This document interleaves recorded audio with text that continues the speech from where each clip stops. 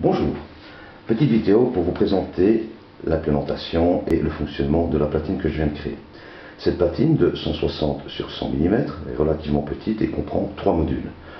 Le module de base ici qui sert de régulation de tension, le second module ici qui sert d'oscillateur à 50 Hz, via la puce que je n'ai pas encore reçue, mais ce n'est pas le but du test aujourd'hui, et la partie haute tension qui générera une tension approximativement de 14 000 volts avec une fréquence de 4 MHz.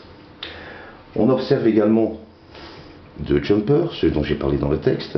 Le premier ici est désactivé, c'est celui qui correspond à la bobine haute tension, toujours intéressant de désactiver quand on manipule la platine. Et ici, le deuxième jumper pour désactiver, désenclencher éventuellement cette partie oscillateur pour la remplacer par un autre oscillateur. Le fonctionnement est simple. J'ai une source de courant, une tension de 9 volts via une pile ou même une petite batterie de 12 volts qui rentre ici dans le circuit, qui est transformé, régulé, etc., qui est envoyé dans mon circuit, bien entendu après contrôle et manipulation sur les boutons.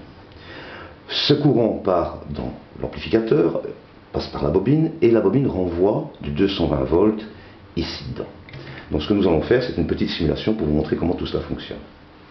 Pour commencer, je prends une batterie, un pile de 9 volts qui malheureusement est vide, mais bon, pour l'expérience ça suffira bien amplement.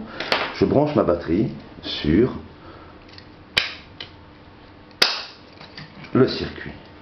Nous voyons ici le témoin vert signifie qu'il y a du courant en entrée.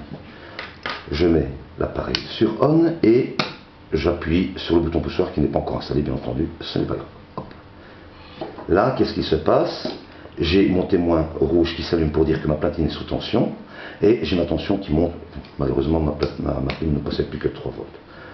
Ensuite, le courant est injecté, hop, part dans l'amplificateur, transite par la bobine et revient ici. Je vais faire la simulation en utilisant un petit transformateur. Hop, et je peux lâcher ici mon bouton poussoir et je peux même enlever ma source de courant extérieur. Et nous voyons bien que ma tension ici est de 9,12 volts. La tension peut se régler via le petit potentiomètre qui se trouve là, en fonction bien entendu de la tension que j'ai décidé pour faire fonctionner l'ensemble des modules. On peut travailler en 9 volts ou en 12 volts, tout dépend de ce qu'on a besoin comme matériel à faire fonctionner, mais bien entendu il faudra régler toutes les résistances en fonction. Voilà. Pour éteindre le système, rien de plus facile, vous appuyez simplement sur Off. Vous voyez que le ventilo s'arrête. Bien entendu, la source de courant, elle n'existe plus puisque la bobine n'est plus alimentée et le témoin va tout doucement se décharger. Voilà pour la démonstration principale. Merci.